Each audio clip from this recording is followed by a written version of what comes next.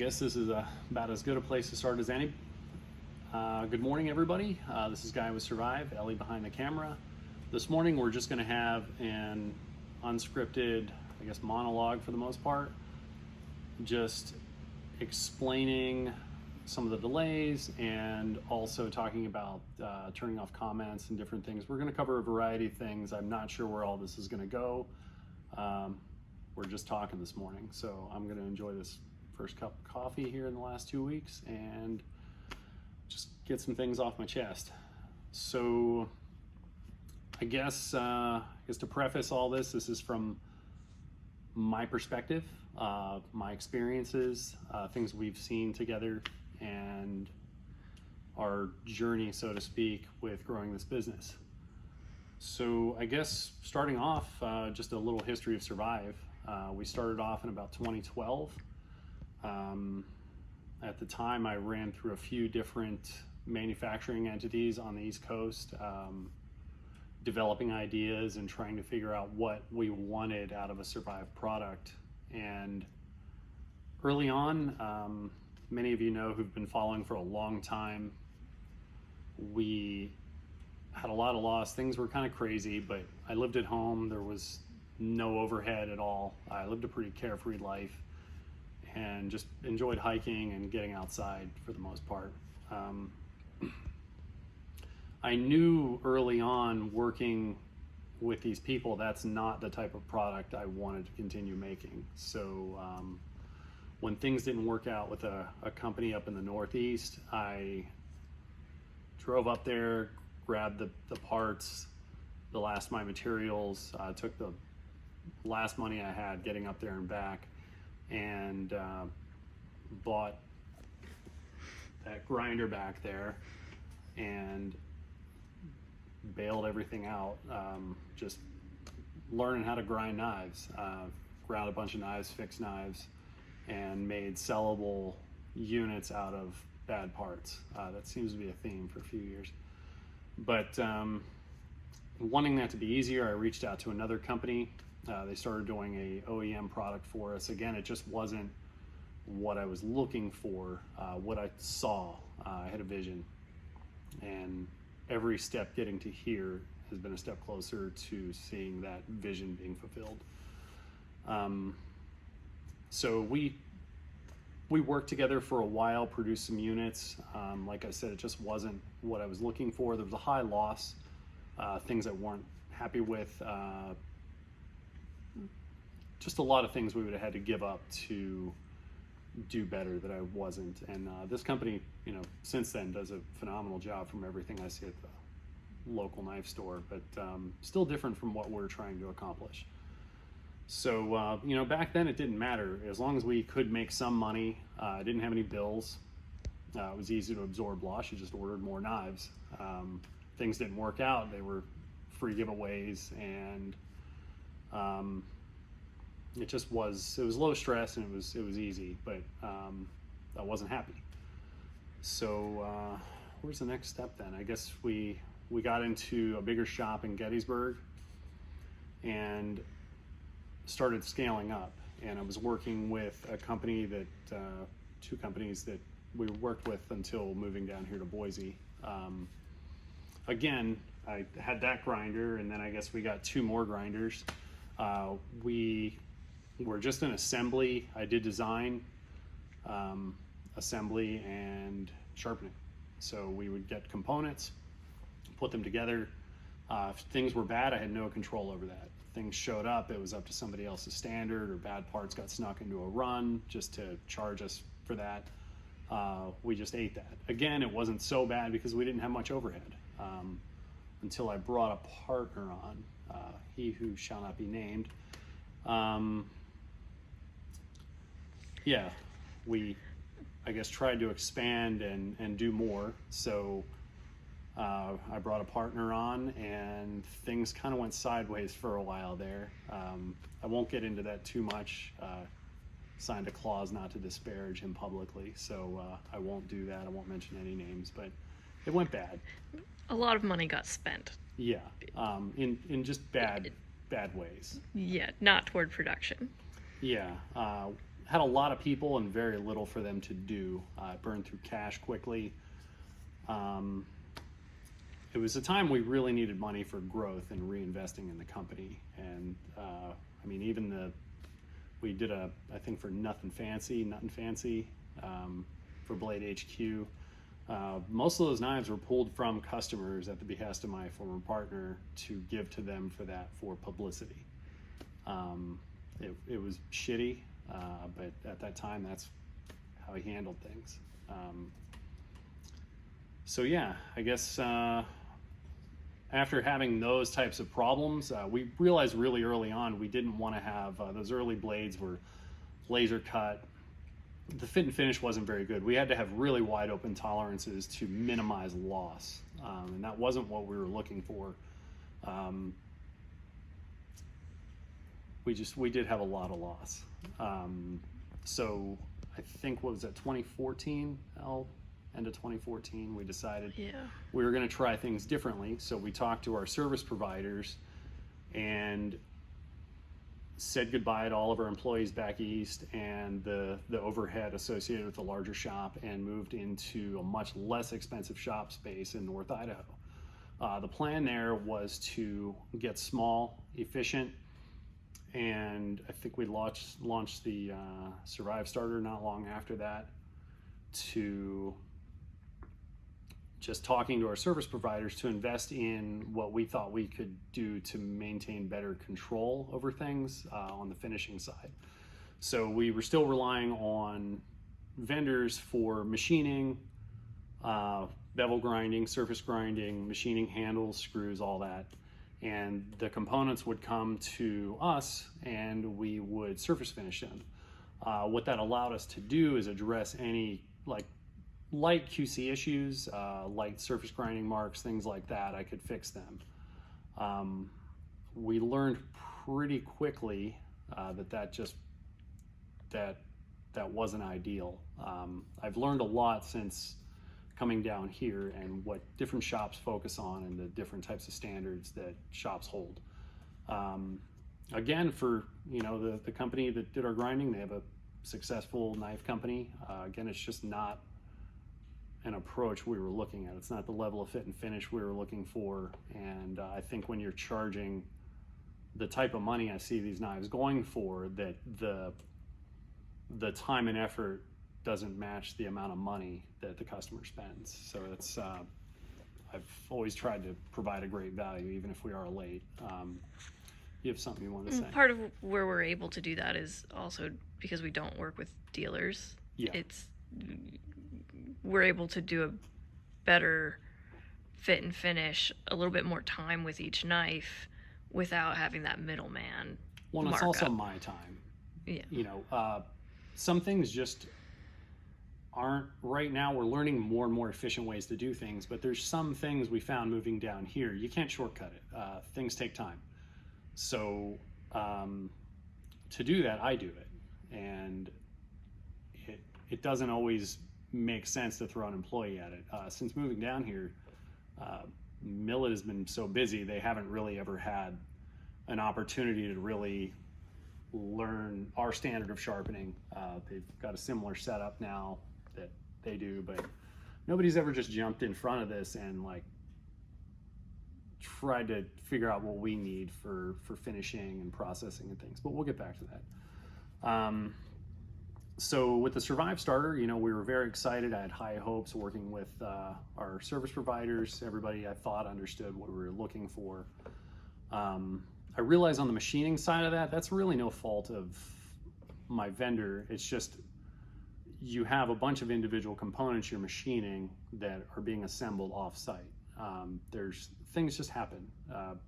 We're trying to hold a really tight tolerance, and that's hard to do when you're just shipping batches of things, especially if you're just a job shop. It's hard to understand and convey what a standard is, what matters. So yeah, things started falling behind there a bit, and we had phenomenal amounts of loss with grinding. I've since learned the technologies used for the higher volume productions typically, they're not as accurate as I would like. We ended up having a 25-30% loss per run. We hadn't factored any of that in. That wasn't part of our calculus, so to speak, on our projections for moving forward. So with the delays and still paying for the work, even though it's bad, nobody was ever left hanging in the end. Everybody got paid for everything when we walked away. Just the phenomenal amounts of loss really killed a lot of our momentum, and having to hand fix so many things to achieve the standard we were going for just caused a lot of delays. You chew up a lot of cash even in a low overhead situation when standards matter. A lot of people, I've seen them come and go, or they compromise their standards for the sake of progress, and then you end up losing what made you popular to begin with. I don't know, you have anything to add to that? No. So, yeah, I guess a few runs into that, we've delivered thousands of knives at this point, but it took a long time. So we paused future production. We had the steel that we'd invested in. We put that cash in the right place to be able to fulfill our orders in the future. But at a certain point, it just got overwhelming. There was a really dark period where we just felt we didn't really have any control over what's coming to us. You know, it's just always best effort. We'll keep trying. And there were improvements, but like you said, separate parts are being done in separate places, separate times. Yeah, there's tolerances. And we're learning even here, even just different materials, you have to tolerance them differently to achieve the same result. There's a lot of nuance, and it's hard to do that when the person you're working with is 1,500 miles away. So with that in mind, just we were talking about, I think it was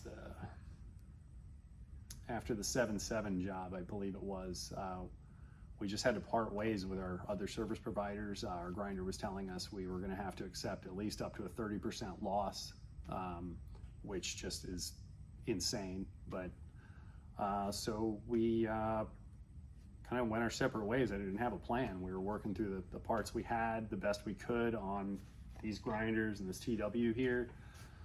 Just a one-by-one hand process, and it just took a hell of a long time.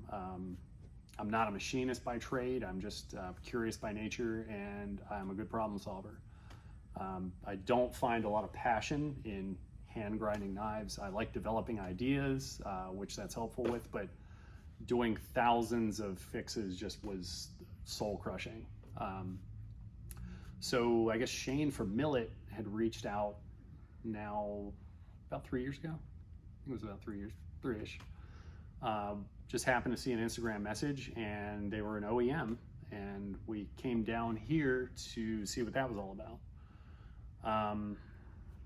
We, I think, visited twice and had some productive conversations. We expressed our expectations, and to help facilitate the quality and the fit and finish we were looking for, we ended up bringing all of our finishing equipment here to complement what they had going on, and help them invest in some equipment, and just gave some pretty large deposits in a good show of faith to working toward a better tomorrow. So we uprooted our lives again and moved down here so that we could be closer to all of this and just be in it. It's a lot easier to understand things when you're inside, which is part of the reason I'm shooting this video. I'm bringing you in here so that we're just going to pierce that veil on social media. It's just us, So we were down here for a while and trying to get grinding and stuff dialed in, but I think some time had elapsed before we ever saw any 3.5 blades. Was the first run, and as many of you know now, that didn't end up going well. There were some grinding challenges early on, and between that and some tolerancing issues with the tangs, we ended up scrapping about half the run out, and that's not your problem. we ate that, and we're pressing on. We made new ones. We're going to replace all those, and yeah, I guess that's where to go from there. Starting to get our own equipment. Yeah. You know, being down here, they are an OEM, so they had other customers, and before we started really investing in our own equipment, we were down here taking notes and looking at how things are done, trying to learn processes and procedures to be more efficient in the future. It became evident to me pretty quickly that there wasn't enough equipment here to meet our goals that we came down here for.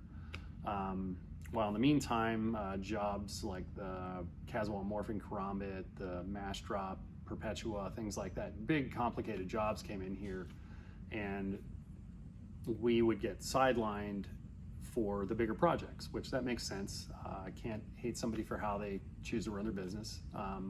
It wasn't our shop, they weren't our employees, so we just kept ourselves busy fixing the last of the old things and doing as much as we can as parts were coming off.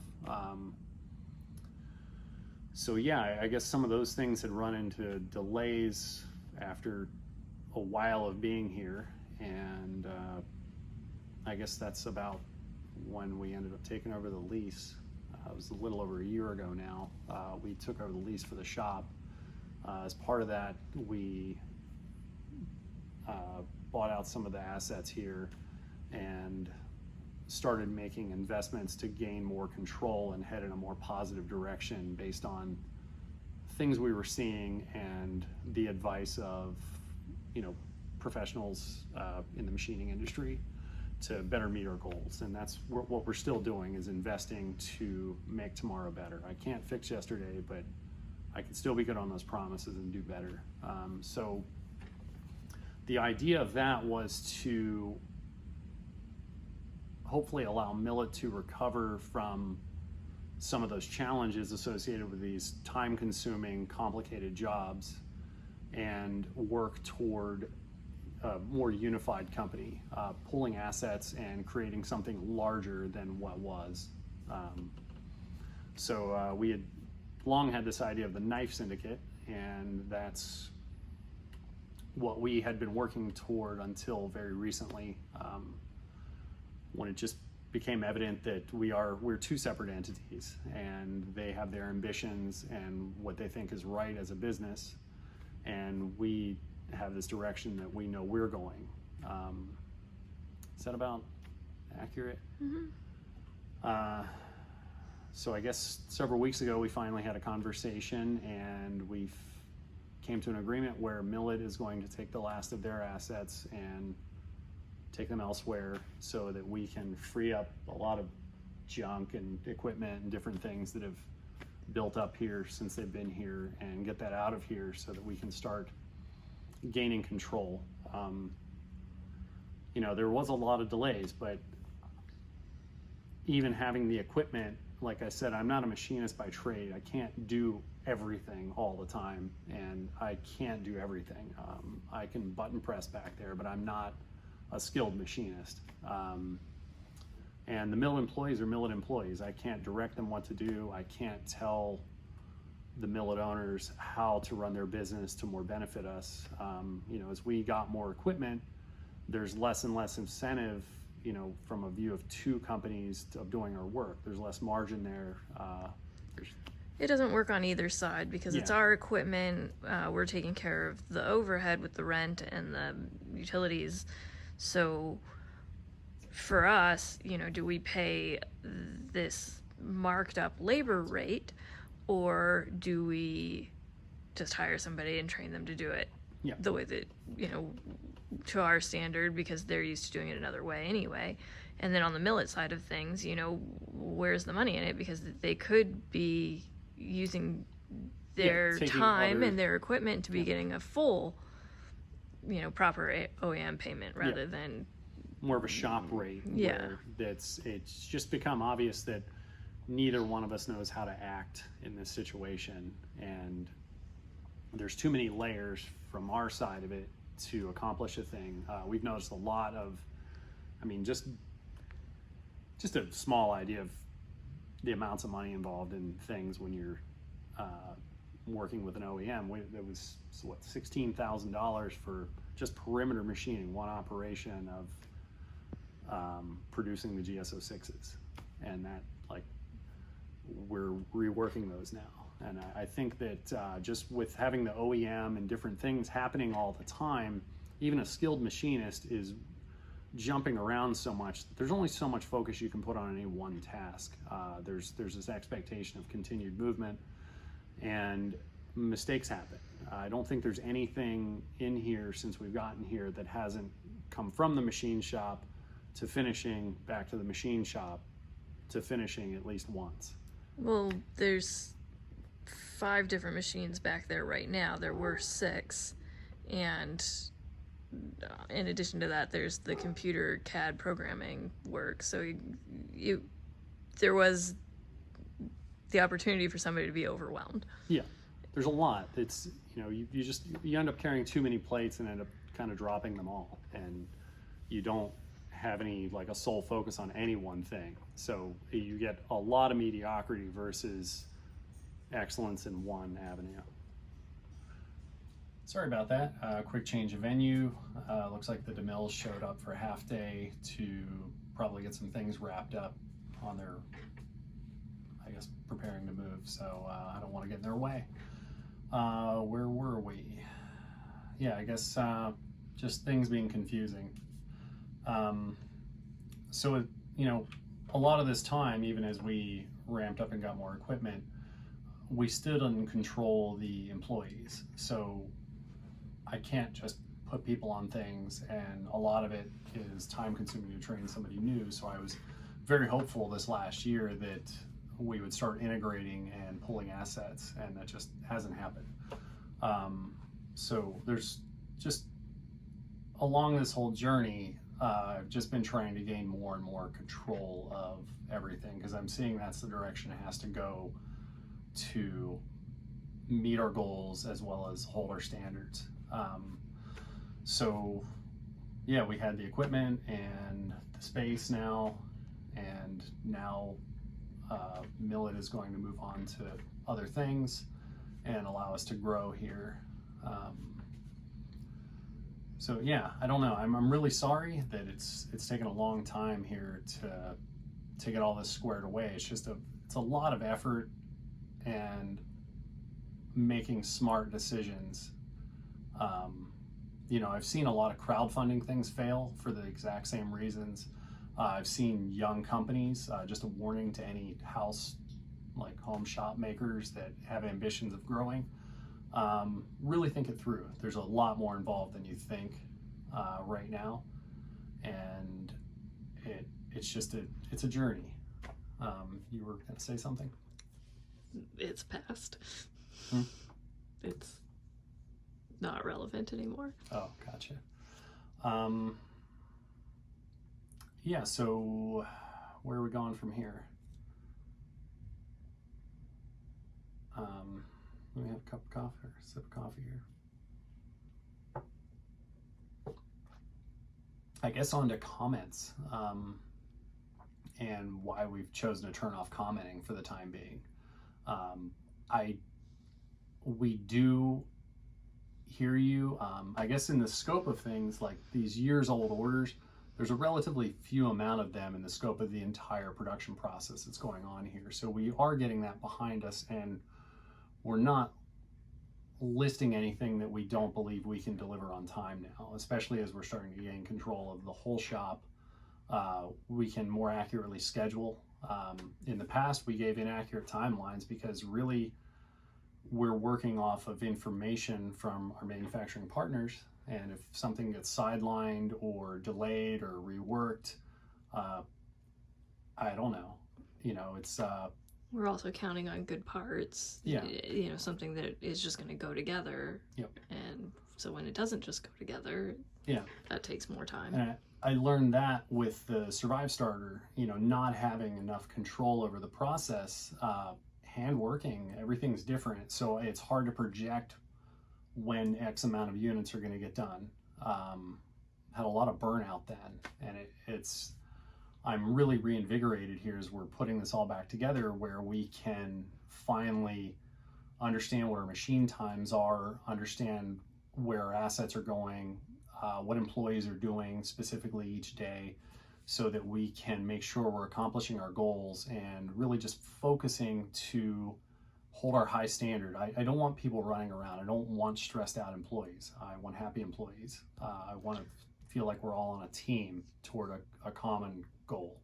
I think an example of that really I see it and it drives me crazy is when you're sharpening a knife and then you buff the knife and then you're walking it past like 3 workstations, that aren't a blasting cabinet, to set it down on a table that is already half full of other things because we're also doing assembly or something else at the same time. Yeah, that's 60 feet from, I mean, that's just a really small example. You're carrying a sharp knife across a concrete floor past a bunch of stuff. It's just, it's not efficient. It's not safe. It's not how we should be doing things. Yeah. And there hasn't been room to, I mean, things are just so confused in here right now, to establish procedures.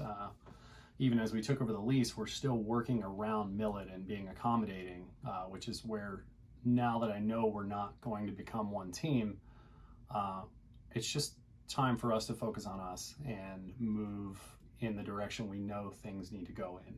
We've got a good team around us, a really focused, small, talented group, and I think we're going to do awesome things here in 2021. We've got the technologies figured out.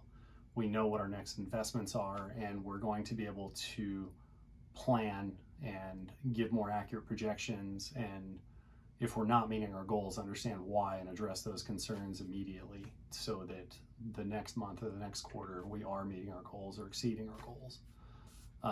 That's something I'm very happy about, and it's bothered me for a long time, but you can only do what you can do.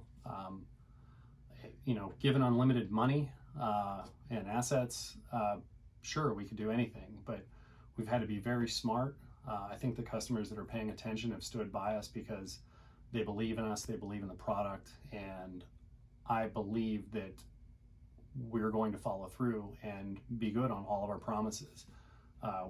We're fortunate enough to have a really supportive family and friends. Our service providers for tooling and equipment and things are very supportive here, and they understand our goals, and they've been helping us stay lean and really focus our efforts in areas that are going to help us be more effective. You just can't throw people at every problem. That's a way to mess up a lot of stuff, and I've learned that being in here. It's chaotic. A lot of things get messed up. Nobody really knows what's going on a lot of the time, and it's frustrating. And I just need to do better. We all need to do better.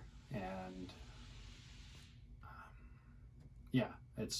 I'm sorry about the wait, but you are at least going to be benefiting, you early backers and later backers who've been supporting us, to work towards something that's going to be worth more than what you put into it. There is a dividend there. I know some people have said it's an interest-free loan. If we looked at it that way, there's a lot of companies that just fold up and go away. We're only here for you to yell at us because we're still here.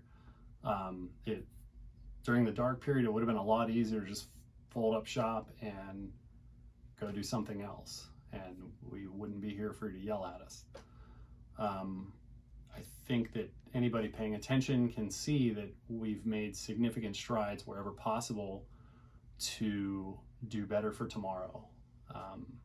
We're always problem solving and trying to figure out how to do something better, or what we need to do it differently. And just seizing any opportunity to improve our position. And we're finally here to where it's all here and it's figured out.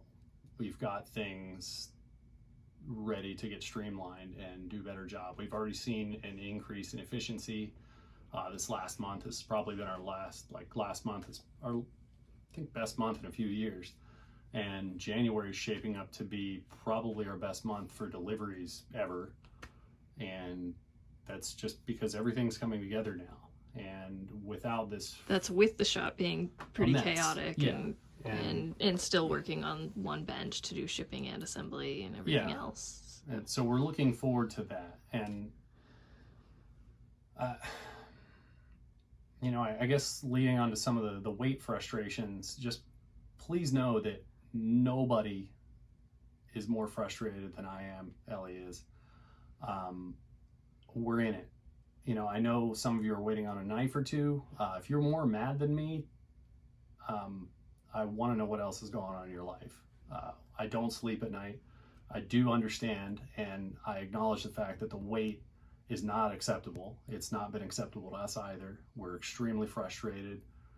I have a lot of self-hatred and doubt a lot of times, always questioning my past decisions, which has helped me do better moving forward. And I'm always pushing myself, but just know nobody's harder on me than me. You can ask anybody around here. I'm very self-deprecating. I don't give myself even credit a lot of the times where it might be due. So that, just leading into commenting, we've turned that off. One, because if I'm sharpening or I'm out at a piece of equipment, if I get a message or a phone call, we do also have, you know, service providers for tooling and different things, people we work with to keep the shop running, that we deal with. And it's also the shop phone on my cell phone. So when you call the shop, you're getting me. And that's where I know if people say we're not answering the phone, that's probably not true, because I answer the phone usually from the time I wake up to the time I go to bed, 6 to 7 days a week. And I'm happy to do those things, but it does distract me from doing work. It just gets my mind in a different place, and it takes me a minute to get back into what I'm doing. Well, I also want to add, building on that, you are not fast at it. You want to give everybody that individual attention. When you are answering a comment, you'll sit there and think it through. It's that same perfectionist. Yeah. You want to do it right. You want to do it to the best of your ability, and it takes you a long time. So yeah, and I guess that goes you back really to, get involved in your responses. To the what we were saying, like if in every interaction everybody's a problem, it might be time to look at yourself. I do realize that a lot of this is us.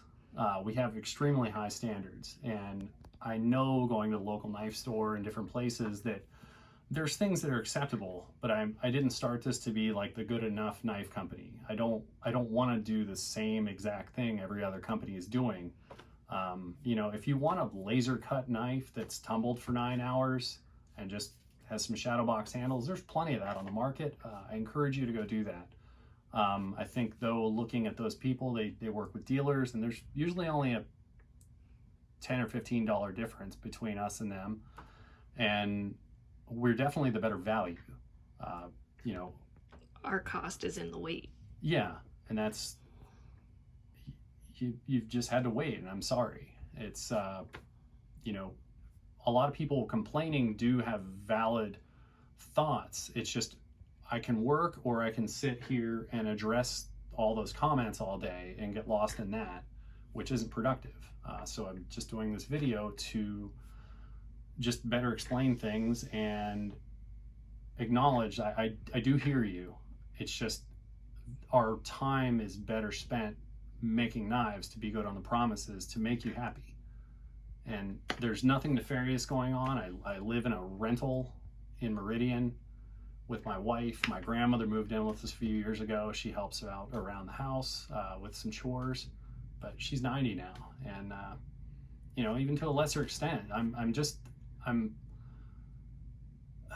never had a good relationship with my father, but I didn't fly back east for his funeral when he died because I felt more obligation to all of you.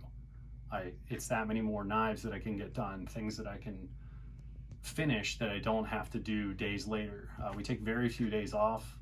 Our vacations are around visiting Ellie's family over here and going to funerals.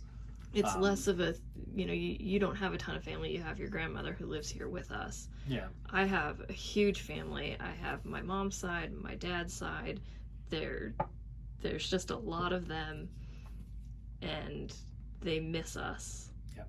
And I feel that. So, yeah. So, yeah.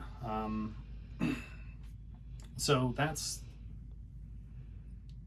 mostly why commenting's turned off. It's to help us focus. I know we will eventually get a dedicated customer service person, but right now we are very much in bootstrap mode. We lost a lot of time just being beholden to other people, and now that we're not, we're ramping up and we're going to make this happen. We know all of our processes are good. Up to pay a person to sit here is energy that's not going into delivering knives. So I do acknowledge that we're behind on emails, and sometimes I miss a message on Instagram or something. There's just so many daggone social media messaging platforms and things to keep up with. It's a lot. There's a lot of you and there's a few of us. So I do appreciate your patience. We are doing our best, and as soon as things start to smooth out, we will get somebody in here for that. But right now, all of our effort is going into investing in ramping up and doing a better job in equipment to make us more effective, technologies to help us be more precise and more effective. And, any of you guys out there that think you can sharpen really good, you're welcome to come by for an interview. I think I do a pretty good job, but I'm not the fastest in the world. And if you take a lot of pride in laser straight edges and just hair popping sharpness, send us an email, info@surviveknives.com, and I would love to talk to you, because there's just a few things like that it's relying on meat right now. I know what I can meet every month, and we're going to do our projections around that. If we can bring people on who can be immediately effective and bring value to the company, come on by. We're more than welcome to hire you and be a part of this small team. Things are just starting to get really fun again, and we're really excited for these next few months. Yeah, anything else? I don't think so. Yeah, so stand by here. The shop's going to start getting more organized and streamlined here. We've got the new Omax water jet coming. I think it ships out the 18th from Washington and should be here 2 or 3 days later. So that'll land here. People will come to rig it up and get it all leveled and everything, and then get us trained. And before the end of the month, we should be making good parts off of that and be back hard at it. But in the meantime, we have plenty of finishing and things. There's a lot of parts machined already that have been reworked, and now we know they're ready to go together and make good assemblies to make you guys happy. So yeah, just know that there's no lavish lifestyle going on here. We haven't even bothered to repaint this. This was I guess a playroom at one point for the DeMills kids. We're just trying to do a good job now and get to that next place, and I've watched a lot of businesses come and go in this time, and even some big established companies go under in 2020, and I just know that we're still here and we're gonna be here. And all of this, I didn't want this. This is the product of being good on our promises. This wasn't my ambitions. I was very much happier when this was a tiny operation and things were less stressful. But I'm doing this to be good on our word and to not compromise quality. So I hope most of you can understand that and stick with us here. It's only going to take a couple of months to start getting through all these old orders and get them pushed out the door. Everything that's old is here. It's back from heat treat. We just need to work it through bevel grinding and finishing. So those things are going to start moving really quickly. As far as the original starter campaign, the GSO-12s are part of that, but otherwise everything else has been shipped. Yeah. So, I know there's frustration about some of those outstanding orders, but we have delivered thousands and thousands of knives in that time. And I hate to see that progress get lost. We've had a lot of developments. I know a lot of people have seen who have our oldest stuff to our newest stuff and that progression, and they can see where we're going. And I'm looking forward to taking you all there. And this is definitely going to be a banner year for us. This is our comeback tour. We're on top of things, and we're just really excited to just really propel this forward in a few weeks as this all gets organized. So anyway, we tied a really long tail on that. If there's nothing else, I guess we'll sign off for now. And we'll keep some videos coming. The next office, as that clears out, like I said, we'll start doing more in-depth reviews. I really want to start upping our video quality, stop doing this on an iPhone. And at least get a mic. Yeah, just, well, again, even with this, it's incremental improvement. Improvement. That's the one. It's live. So anyway, we'll talk to you again soon, and just stand by. We're going to bring the heat this year. Thanks for stopping by.